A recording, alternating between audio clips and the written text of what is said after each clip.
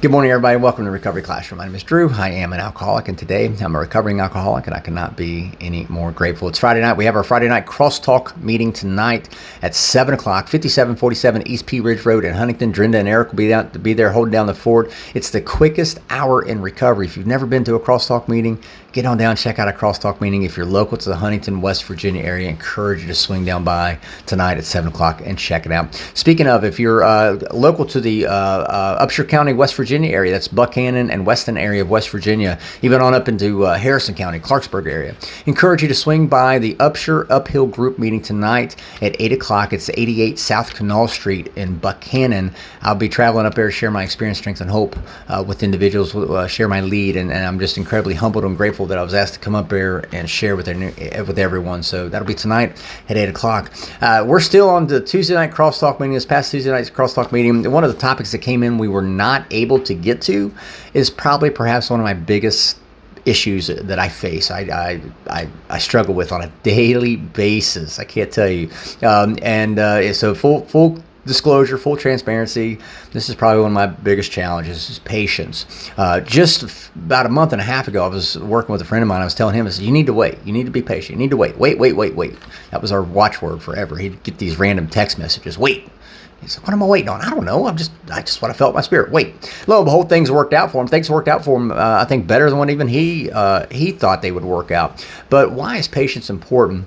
Well, I remember when I first got clean and sober, I wanted to be fixed. I wanted to be cured. I wanted to be healed. I wanted to be back to normal, right? And I remember how frustrating it was at first that it took time. Time takes time is one of the first things I heard in the rooms of Alcoholics Anonymous, and it's so pointed. Time takes time. But patience is the one lesson I feel like we don't immediately learn from our addiction, from our alcoholism, from our drug addiction. It's like we continually have to relearn that lesson of patience. Think about it from this perspective.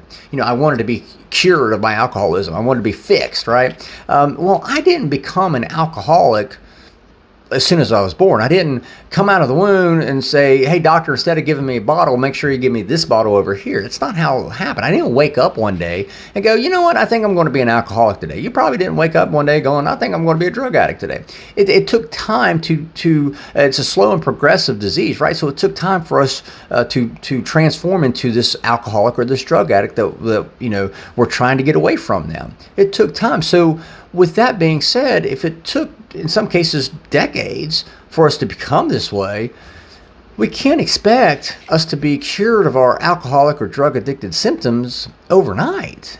I mean, if it took time to become an alcoholic or a drug addict, wouldn't it take time to heal from being a drug addict or an alcoholic? And this is where we start getting in God's way, because we want things right now. I wanted to be cured right now. And sometimes when it's that immediate gratification that we all seek to some degree or another, I'm no exception, that immediate gratification, when we can't be patient and we can't wait, that's where we start screwing up, or start getting in God's way, and we start screwing up miracles. You ever heard the right place, right time saying? I was in the right place and it was the right time and it was a miracle. Well, how can God put me in the right place and the right time for my miracle if I am fucking up his timetable? How does that work? How am I going to get that miracle that I've been hoping for and praying for and trusting for and having faith for? How am I going to get that miracle if I get in God's way and screw up his timetable? And I do it so frequently that, hell, God needs a meeting after dealing with me. It's by exercising that patience that this is a struggle. By exercising it, that's exactly how the miracles happen for us. Usually when we try to expedite things, that things that will normally happen anyway in the natural course of events, that's usually when we short circuit the master plan. We will pray and pray for a miracle to happen, but inadvertently screw it up because, well, we simply just can't wait.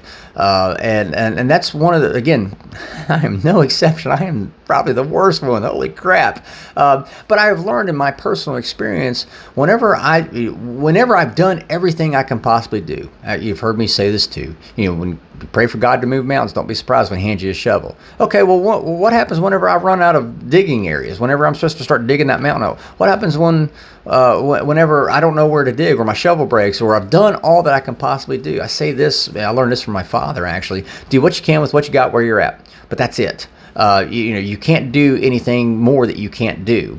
And that's where we have to rely upon faith. But we have to, and part of that faith that we need to have in our higher power, it comes through patience.